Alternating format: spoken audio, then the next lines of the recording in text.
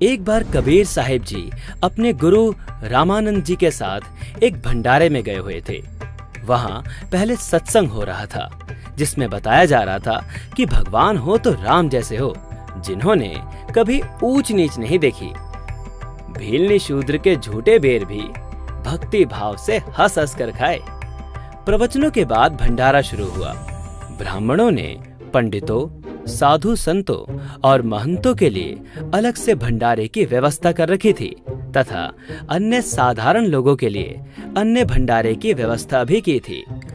ब्राह्मणों ने देखा कि कबीर जी भी रामानंद जी के साथ आए हैं, जो जुलाहा जाति से हैं। उन्होंने सभी संतों, महंतों से चारों वेदों के एक एक मंत्र सुनकर भंडारे में प्रवेश करने की नीति बनाई। सोचा कि कबीर जी अपने आप ही अलग हो जाएंगे। विद्वान माने जाने वाले सभी पंडित महंत मंत्र सुनाकर ब्राह्मणों वाले भंडारे में प्रवेश कर रहे थे। रामानंद जी के बाद कबीर साहब जी की बारी आनी थी।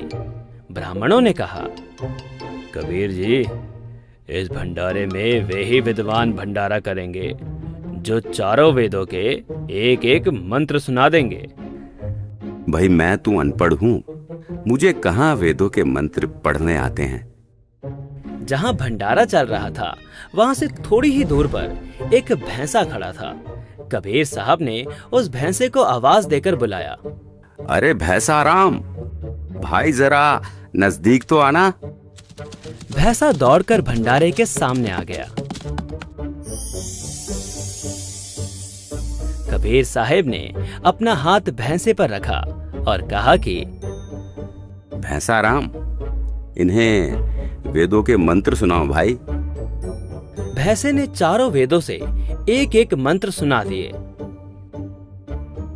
ऋषि मणाया, ऋषिकृत, सवृषा, सहस्रता, तिथः, पदविहि, कविनाम, तृतीयम, धाम महिषा, शिशासंत सोमः, विराजमानो राजितस्तु।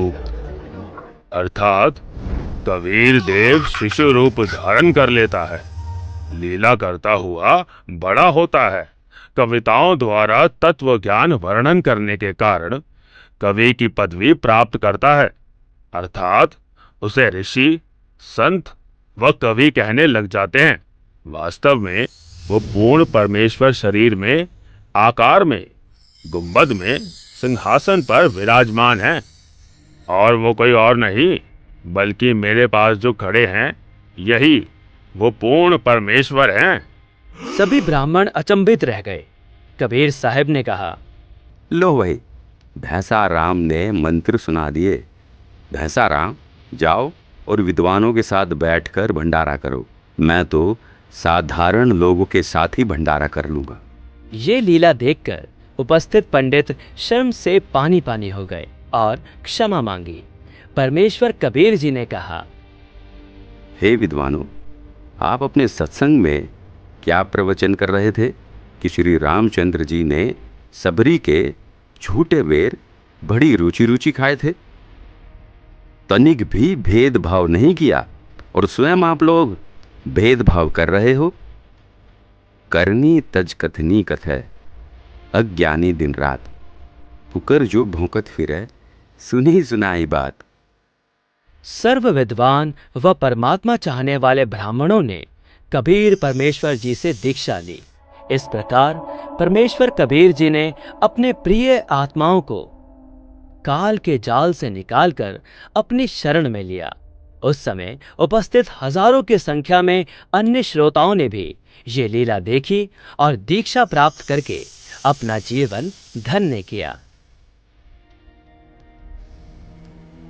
दर्शकों, यह 2D एनिमेशन वीडियो संत रामपाल जी महाराज के सत्संग प्रवचनों का अंश मात्र है।